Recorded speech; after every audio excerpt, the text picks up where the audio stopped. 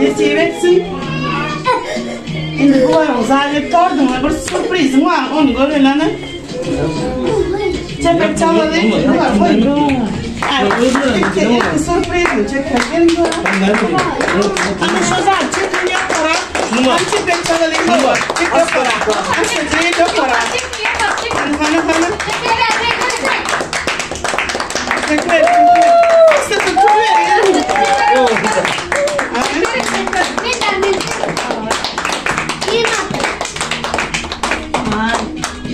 Bayıldım, kuvvet.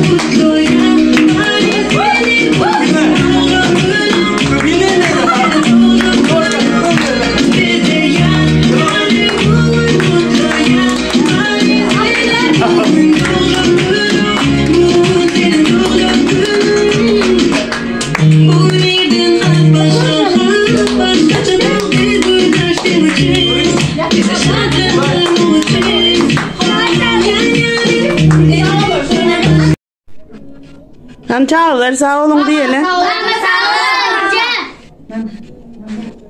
Mama